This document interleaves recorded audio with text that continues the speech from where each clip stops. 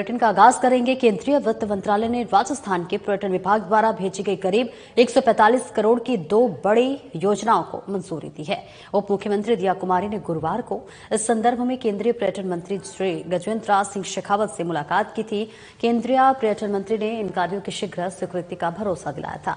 केंद्र सरकार ने विभिन्न पर्यटन केंद्रों को विश्व स्तरीय बनाने के लिए पूंजीगत व्यय की विशेष योजना के अंतर्गत आमेर और नाहरगढ़ के विकास के लिए 49.31 करोड़ रुपए का, जल महल क्षेत्र के विकास के लिए 96 करोड़ 61 लाख रुपए रही परियोजनाओं को मंजूरी दी है। और दिया कुमारी ने केंद्रीय वित्त मंत्रालय का आभार जताते हुए कहा कि माननीय प्रधानमंत्री नरेंद्र मोदी के नेतृत्व में डबल इंजन की सरकार का पूरा लाभ राजस्थान को मिल रहा है। उन्होंने आशा जताई है कि केंद्र सरकार द्वारा किए जा रहे 145 करोड़ से अधिक के पूंजीगत व्यय से जयपुर में पर्यटकों के लिए सुविधाओं का विस्तार होगा और स्थानीय लोगों के लिए रोजगार के अवसर बढ़ेंगे।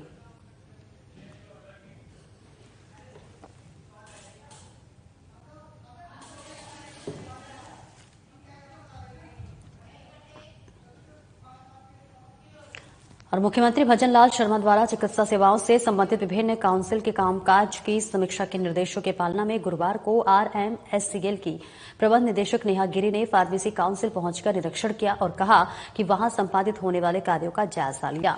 गिरी ने कार्मिकों को उससे रजिस्ट्रेशन प्रक्रिया, लंबित आवेदनों एवं काउंसिल की अन्य गतिविधियों के बारे में विस्तार से जानकारी ली। उन्होंने काउंसिल में कार्यरत कार्मिकों और उनको आवंटित कार्यों के बारे में भी जानकारी ली।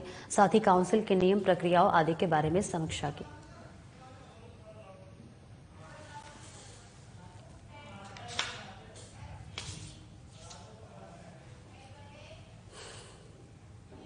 और मुख्यमंत्री भजनलाल शर्मा के पहल और चिकित्सा मंत्री गजेंद्र सिंह खेचर के निर्देशन में प्रदेश में स्वास्थ्य सेवाओं को लगातार सुदृढ़ बनाया जा रहा है। इसी कड़ी में विभाग ने अभिनव पहल करते हुए चिकित्सा संस्थानों में वीडियो कॉल के माध्यम से सीधा औचक संवाद प्रारंभ किया। चिकित्सा एवं स्वास्थ्य विभाग की प्रमुख शासन सचिव गायत्री राठौर ने इस नवाचार की शुरुआत बालोतरा जिले के जसोल क्षेत्र के आयुष्मान आरोग्य मंदिर मुंगड़ा में वीडियो कॉल कर की। उन्होंने अलवर जिले के लक्ष्मणगढ़ ब्लॉक, बारां जिले के अटरू, चूरू जिले के सरदार शहर, डिग जिले के नगर एवं ब्यावर जिले के जैतारड़ ब्लॉक के चिकित्सा संस्थानों में वीडियो कॉल कर स्वास्थ्य सुविधाओं का जायजा लिया।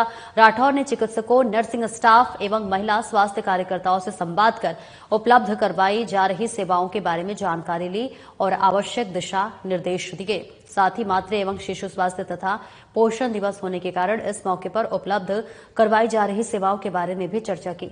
राठौर ने लाभार्थियों से संवाद कर स्वास्थ्य सेवाओं की गुणवत्ता एवं उपलब्धता के संबंध में फीडबैक भी लिया।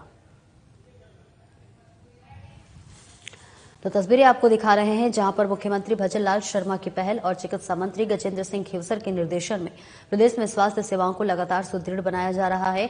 इसी कड़ी में विभाग के अभिनव पहल करते हुए चिकित्सा संस्थानों में वीडियो कॉल के माध्यम से सीधा औचक संवाद प्रारंभ किया है। चिकित्सा एवं स्वास्थ्य विभाग के प्रमुख शासन सचिव गायत्री राठौर ने इस नवाचार की शुरुआत बालोतरा जिले के जसोल क्षेत्र के आयुष्मान आरोग्य मंदिर मुंगड़ा में वीडियो कॉल कर की है। उन्होंने अलवर जिले के लक्ष्मणगढ़ ब्लॉक, बारां जिले के अटरू, चूरू जिले के सरदार शहर, डिग जिले के नगर एवं ब्यावर जिले के जैतारड़ ब्लॉक के चिकित्सा संस्थानों में वीडियो कॉल कर स्वास्थ्य सुविधाओं का जायजा लिया। राठौर ने चिकित्सकों को, नर्सिंग स्टाफ एवं महिला स्वास्थ्य कार्यकर्ताओं से संवाद कर उपलब्ध करवाई जा रही सेवाओं के बारे में जानकारी ली, आवश्यक दिशा निर्देश दिए।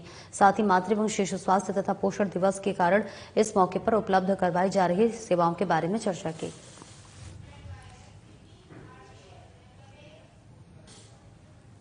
और राजस्व मंत्री हेमंत मीणा अजमेर के RTI सभागार में आरटीजीएस के 31वें बैच के तहत आधारभूत प्रशिक्षण प्राप्त कर रहे आरटीजीएस प्रशिक्षु अधिकारियों को संबोधित किया। इस दौरान उन्होंने कहा कि प्रदेश में हर तबके तक कल्याणकारी योजनाओं का लाभ पहुंचाने के लिए राजस्थान सरकार अति संवेदनशील होकर कार्य कर रही है। उन्होंने प्रशासनिक वर्ग का आह्वान किया कि वह लोक हितैषी निर्णय एवं कार्यक्रमों को जन जन तक पहुंचाने में अपनी महती भूमिका अदा करें।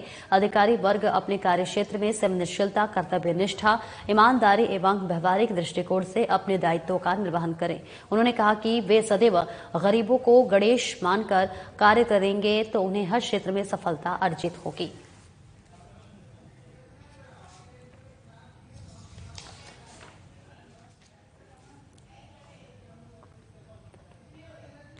और मानव आकांक्षा अधिकार अभियान ट्रस्ट के द्वारा सर्दी से बचाव के लिए सिरोही जिले के राजकीय विद्यालयों के छात्र छात्राओं को 5500 कंबल वितरण का अभियान शुभारंभ बुधवार को सिरोही नगर के राजकीय उच्च प्राथमिक विद्यालय टांकरिया से किया गया।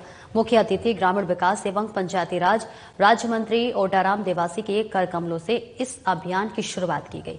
मंत्री ने मानव आकांक्षा अधिकार अभियान ट्रस्ट के अध्यक्ष जगदीश पुरोहित को इस पुनीत कार्य के लिए साधुवाद दिया एवं बताया कि ऐसे सेवा और परोपकार की भावना सभी को रखनी चाहिए एवं सदैव सभी से सहयोग के लिए तत्पर रहना चाहिए।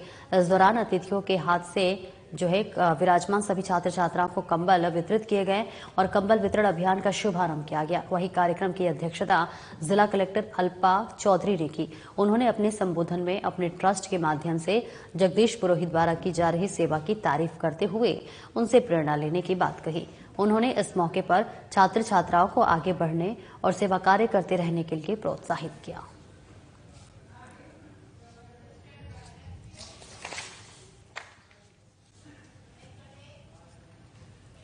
बीजेपी प्रदेश अध्यक्ष मदन राठौर ने कहा कि अजमेर दरगाह शरीफ का मामला न्यायालय में विचाराधीन है। ऐसे में उस संबंध में किसी प्रकार की टिप्पणी करना उचित नहीं होगा, लेकिन इतिहास गवाह है मुगलों ने भारत में आकर लूट मचाई, धार्मिक स्थलों को क्षतिग्रस्त किया और हमारे धार्मिक स्थलों पर कब्जा तक कर लिया। ऐसे में इतिहास का अध्ययन सभी को करना चाहिए और उसके अनुसार स्वयं को आगे बढ़कर ऐसा निर्णय करना चाहिए जिससे समाज में सद्भाव बना रहे और हर वर्ग में भाईचारा कायम रहे। राठौर ने कहा कि हिंदुस्तान में कई ऐसी बेमिसाल इमारतें को मुगलों ने क्षतिग्रस्त किया, उन पर कब्जा किया, लेकिन माननीय न्यायालय ने उन पर छानबीन करने के बाद ऐतिहासिक फैसला दिया। हमें हमारी न्याय प्रणाली पर पूर्ण विश्वास है, उसका फैसला जो भी होगा स्वागत किया जाएगा। बीजेपी प्रदेश अध्यक्ष मदन राठौर ने कहा कि बीजेपी को किसी की पूजा पद्धति से कोई आपत्ति नहीं है, फिर चाहे वो मस्जिद में जाकर नमाज पढ़ रहे हो या फिर मंदिर में जाकर आरती करे, लेकिन हर भारतीय के मन में भारत के कण कण को लेकर आत्मीयता होनी चाहिए।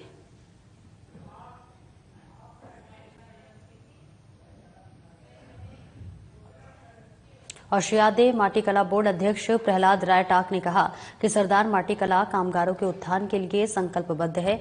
कामगारों के विकास के लिए कई योजनाएं भी चलाई जा रही है। टाक ने यह जानकारी जयपुर के बीकेआई एवं गज सिंहपुरा के प्रजापति मोहल्ला में आयोजित एक दिवसीय जागरूकता शिविर के दौरान दी। उन्होंने कहा कि शिविर का मुख्य उद्देश्य राजस्थान सरकार की बजट घोषणा के तहत 1000 इलेक्ट्रिक चाक और मिट्टी गूंथने की मशीनों के वितरण हेतु माटी कला में रुचि रखने वाले पात्र आवेदकों को जो उनसे आवेदन प्राप्त आमंत्रित किए जाने एवं घोषणा से संबंधित जानकारी प्रदान करना और समाज में राजस्थान सरकार की विभिन्न जन कल्याणकारी योजनाओं और माटी कला से जुड़े उद्यमों के प्रति जागरूकता फैलाना है। कार्यक्रम के दौरान समाज बंधुओं से संवाद स्थापित करते हुए राजस्थान सरकार द्वारा माटी कला और अन्य स्थानीय कारीगरी को प्रोत्साहित करने के लिए चल रही योजनाओं की विस्तृत जानकारी दी गई। तो वही इस मौके पर माटी कला से जुड़े व्यवसायियों और उद्यमियों को अपनी कला और व्यवसाय के विकास के लिए विभिन्न सरकारी योजनाओं के लाभों की जानकारी प्रदान की गई, जिससे उन्हें अपने उद्यमों को बढ़ावा देने में मदद मिल सके।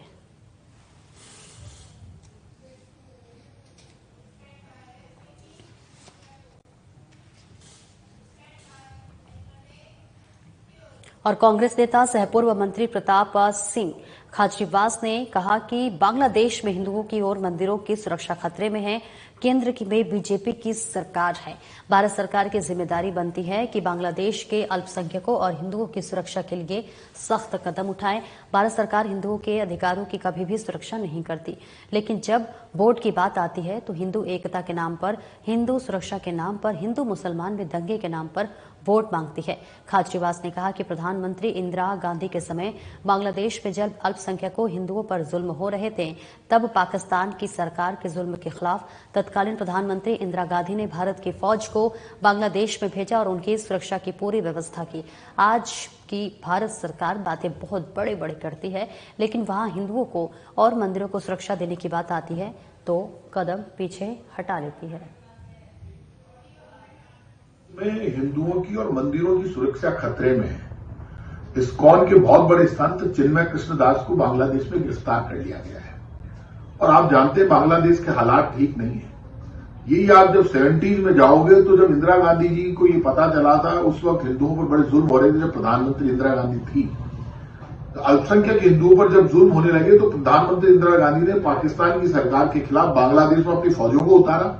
और उसी वक्त बांग्लादेश बना और हिंदुओं की सुरक्षा सुरक्षित की। इंदिरा जी आयरन लेडी थी, जब भी एक्शन लेकर दिखाती थी। बीजेपी के लोग रोज यहाँ पे हिंदुस्तान में नाटक करते हैं जहां हिंदू खतरे में नहीं है, वहां डराते हैं लोगों को, हिंदू मुसलमान के नाम पर दंगे फसाद की बात करते हैं।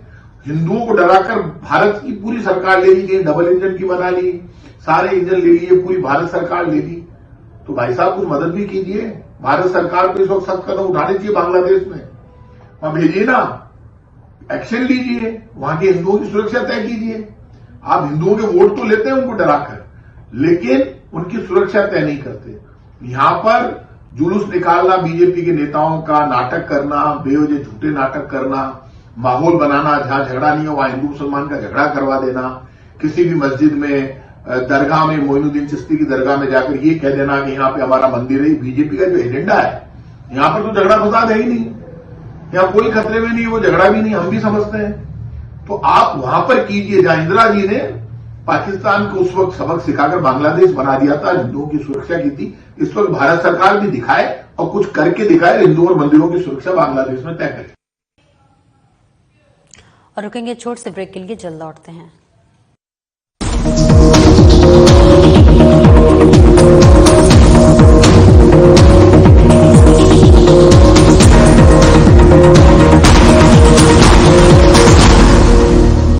Market access, resources, infrastructure, policy, skills and quality of life.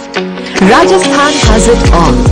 Explore a world of opportunities at the Rising Rajasthan Global Investment Summit. Register today.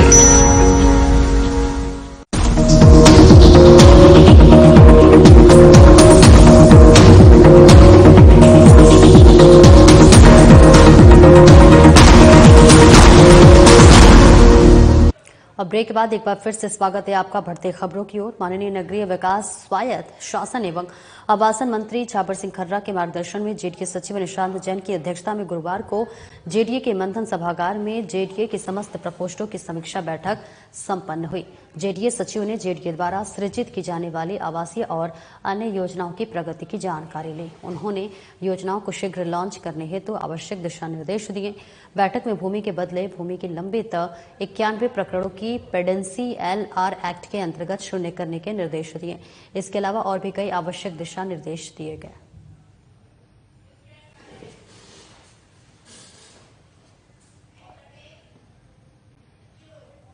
और जयपुर विकास प्राधिकरण द्वारा कई प्रमुख मार्गों को कब्जा अतिक्रमण मुक्त करवाया गया। इस दौरान जोन PRN साउथ में हीरापथ से वंदे मातरम रोड को जोड़ने वाली 100 फीट सेक्टर रोड सीमा में आ रहे मकान नुमा ढांचे को ध्वस्त कराया गया। वहीं ज्योति विहार विस्तार की सीमा से लगते हुए 100 फीट जो है सेक्टर रोड सीमा के साथ साथ हनुमंत विहार और कीर्ति सागर एक F ब्लॉक के बीच 40 फीट रोड सीमा को कब्जा अतिक्रमण मुक्त करवाया गया। साथ ही ग्राम मानपुर देवरी और गोलियावास में निमड़ी वाले बालाजी के पास सरकारी भूमि को कब्जा अतिक्रमण मुक्त करवाया गया। उप महानिरीक्षक पुलिस कैलाश चंद्र विश्नोई ने बताया कि उक्त कार्यवाहियां मुख्य नियंत्रण प्रवर्तन आदर्श चौधरी के पर्यवेक्षण में उप नियंत्रक प्रवर्तन प्रथम अधिकारी जोन PRN साउथ और प्राधिकरण में उपलब्ध जाब्ते, लेबर गार्ड एवं जोन में पदस्थापित राजस्व व तकनीकी स्टाफ की निशानदेही पर प्रवर्तन दस्ते द्वारा संपादित की गई।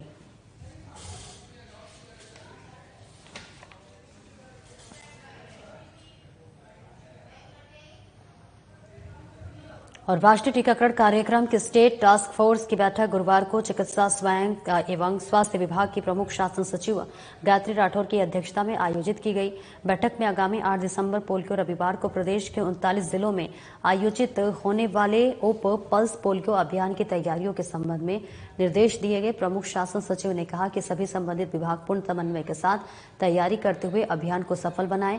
बच्चों को आवश्यक रूप से पोलियो की खुराक पिलाए जाने के लिए लोगों को जागरूक किया जाए एवं IC गतिविधियां की जाए। एक भी बच्चे पोलियो की खुराक पीने से नहीं छूटे।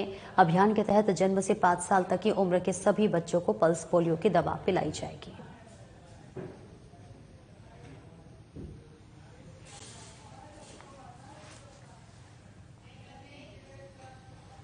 सलेमपुर थाना पुलिस ने बड़ी कार्रवाई करते हुए 25,000 के इनामी अपराधी खेड़ला बुजुर्ग निवासी बबलेश गुर्जर को गिरफ्तार किया है।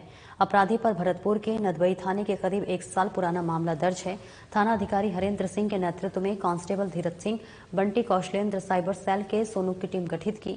थाना अधिकारी ने बताया कि आरोपी जयपुर में कंपनी में फूड डिलीवरी का काम करता था। दौसा एवं जयपुर पुलिस की दबिश के दौरान लालसोट बाईपास पुलिया से सलेमपुर पुलिस ने गिरफ्तार किया है।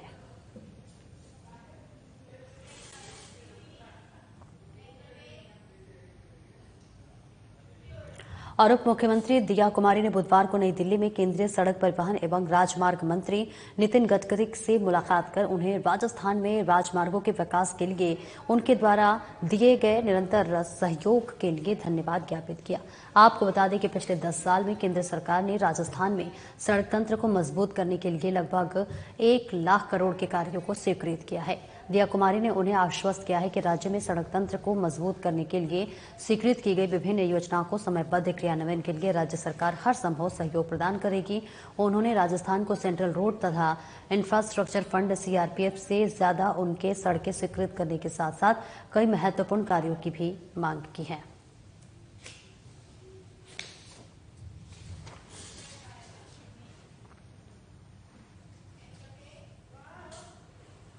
और राजस्थान विधानसभा अध्यक्ष वासुदेव देवनानी ने नारायण सिंह सर्किल स्थित इंद्रलोक सभागार में सर्वशक्तिमान अंतर्राष्ट्रीय ज्योतिष सम्मेलन को संबोधित किया। इस दौरान उन्होंने कहा कि ज्योतिष विद्या भारत में ही उत्पन्न हुई और यही से संपूर्ण विश्व में इस विद्या का प्रचार प्रसार हुआ है। यह विद्या अपने आप में शुद्ध गणित है और इसके अध्ययन के लिए अन्य देशी के लोग भारतीय विद्वानों से संपर्क करते हैं और यह भारत के लिए गौरव है। देवनानी ने ज्योतिषियों का आह्वान किया कि वे भारतीय सनातन संस्कृति के वाहक बने। सम्मेलन में अंतर्राष्ट्रीय स्तर के ज्योतिष विशेषज्ञ भाग ले रहे हैं।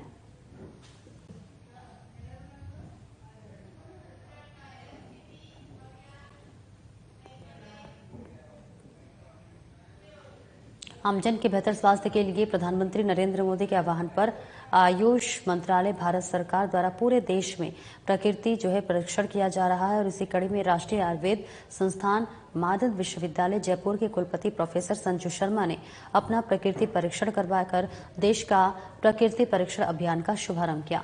कुलपति प्रोफेसर संजू शर्मा ने बताया कि प्रधानमंत्री नरेंद्र मोदी के आह्वान पर और आयुष राज्य मंत्री प्रताप राव जाधव की प्रेरणा से आयुष मंत्रालय भारत सरकार द्वारा पूरे देश में प्रकृति परीक्षण का अभियान चलाया जा रहा है, जिसका नाम देश का प्रकृति परीक्षण है। इस अभियान के अंतर्गत हमारे संस्थान में सभी चिकित्सकों, शिक्षकों और इसी के साथ साथ विद्यार्थियों और अस्पतालों में आने वाले रोगियों और उनके परिजनों का प्रकृति परीक्षण किया जा रहा है। साथ ही सभी देशवासी अपना प्रकृति परीक्षण करवाकर अपनी प्रकृति को जानें, जिससे कि हमें जानकारी होगी कि हमें कौन कौन सी बीमारियां हो सकती हैं, हम किस तरह की चिकित्सा ले सकते हैं या फिर किन किन बीमारियों से हम अपना बचाव कर सकते हैं। यह प्रकृति परीक्षण हमारे लिए बहुत आवश्यक है, साथ ही हमारी चिकित्सा और देश के लिए भी बहुत आवश्यक है। देश में जो बीमारियां बढ़ रही हैं उनको हम समय पर कम करने का प्रयास कर सकें।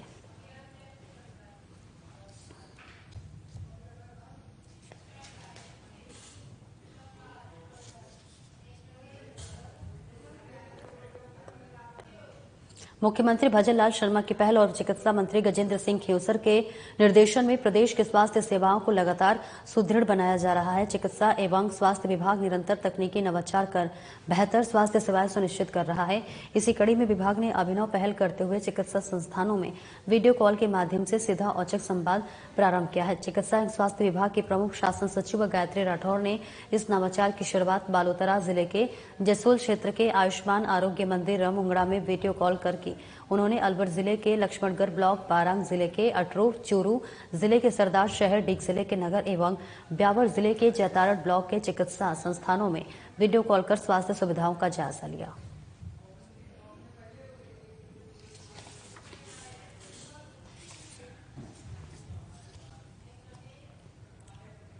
और वहीं मुख्यमंत्री भजनलाल शर्मा ने कहा कि आगामी 9 से 11 दिसंबर तक आयोजित होने वाले राजीव राजस्थान समिट के माध्यम से राज्य में औद्योगिक परिदृश्य को एक नई दिशा मिलेगी। उन्होंने कहा कि राज्य सरकार प्रदेश के आर्थिक उन्नति के संकल्प को पूरा करने के लिए जो जान से जुटी है और इसी कड़ी में हम राजीव राजस्थान के सफल आयोजन के लिए आगामी 10 दिनों तक प्रत्येक दिन एक नया संकल्प लेंगे। सीएम शर्मा ने आज पहला संकल्प लेते हुए कहा कि राइजिंग राजस्थान समिट का उद्घाटन दिवस पूरी तरह से सौर ऊर्जा से संचालित होगा। उन्होंने कहा कि यह समिट सूरज की ताकत से प्रदेश के विकास में नया सवेरा लाएगा। उन्होंने कहा कि हमारी प्राथमिकता है कि प्रदेश में निर्बाध बिजली की आपूर्ति के लिए अक्षय ऊर्जा को बढ़ावा दिया जाए।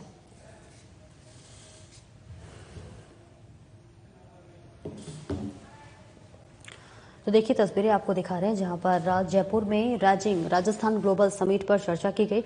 मुख्यमंत्री लेंगे कई नव संकल्प। सूरज की ताकत से आएगा विकास का नया सवेरा। सभी वर्गों को भागीदार बनने का आह्वान किया।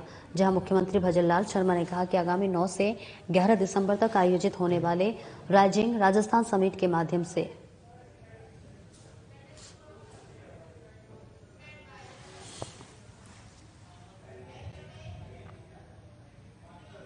और परख राष्ट्रीय सर्वेक्षण 2024 की पूर्व तैयारियों को लेकर डॉक्टर राधाकृष्णन शिक्षा संकुल में गुरुवार को राजस्थान स्कूल शिक्षा परिषद द्वारा एक वीडियो कॉन्फ्रेंसिंग के माध्यम से समीक्षा बैठक आयोजित की गई। बैठक का मुख्य उद्देश्य आगामी सर्वेक्षण के लिए सभी विद्यालयों की तैयारियों का गहन मूल्यांकन करना और राज्य को राष्ट्रीय स्तर पर प्रथम स्थान पर लाने की योजना बनाना है। बैठक की अध्यक्षता करते हुए राज्य परियोजना निदेशक एवं आयुक्त अविचल चतुर्वेदी ने सर्वेक्षण में राजस्थान को प्रथम स्थान पर लाने का लक्ष्य निर्धारित करने पर जोर दिया।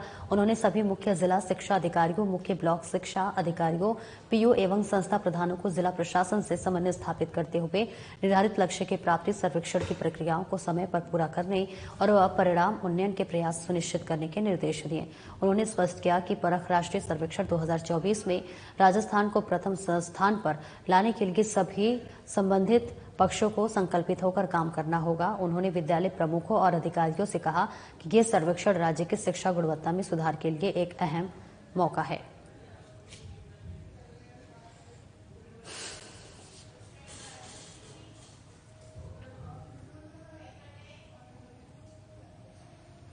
और संसदीय कार्य विधि एवं विधिक कार्य मंत्री जोगाराम पटेल ने जोधपुर जिले के ग्राम पंचायत गंगाणा की राजकीय उच्च माध्यमिक विद्यालय मध्य पूर्व पुलिस चौकी ने गुरुवार को 19,86,000 रुपए की लागत से नवनिर्मित कक्षा कक्ष का विधिवत रूप से फीता काट कर लोकार्पण किया। संसदीय कार्य मंत्री पटेल ने कहा, माननीय मुख्यमंत्री भजनलाल शर्मा के नेतृत्व में प्रदेश सरकार शैक्षणिक उन्नयन एवं विद्यालयों में अवसंरचना विकास के कृत संकल्पित है। उन्होंने कहा कि कक्षा कक्ष, लैब, पुस्तकालय एवं शौचालय निर्माण के लिए इस बजट में 350 करोड़ रुपए और प्रदेश के 750 विद्यालयों के भवनों की मरम्मत के लिए 100 करोड़ रुपए का बजट आवंटित किया गया है। पटेल ने कहा कि राजकीय विद्यालयों के मेधावी विद्यार्थियों को उच्च अध्ययन के लिए प्रोत्साहन देने के लिए 8वीं, 10वीं एवं 12वीं कक्षा की बोर्ड परीक्षाओं में राज्य तथा जिला स्तरीय मेरिट में आने वाले विद्यार्थियों को 3 वर्ष की इंटरनेट कनेक्टिविटी के साथ टैबलेट्स निःशुल्क दिए जा रहे हैं।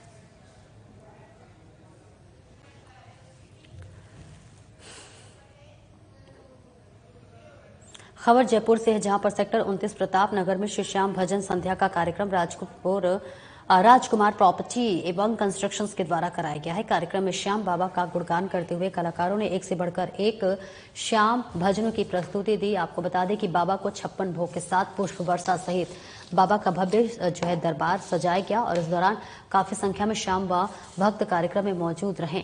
कलाकारों ने श्याम भक्तों को झूमने पर मजबूर कर दिया। श्याम बाबा का भव्य दरबार सजाकर श्रृंगार भी किया गया और इस दौरान बाबा की भजन संध्या में संगनेर एसीपी विनोद कुमार शर्मा भी भजन संध्या में पहुंचे। इस दौरान आयोजनकर्ताओं के द्वारा एसीपी विनोद शर्मा का स्वागत सत्कार भी किया गया।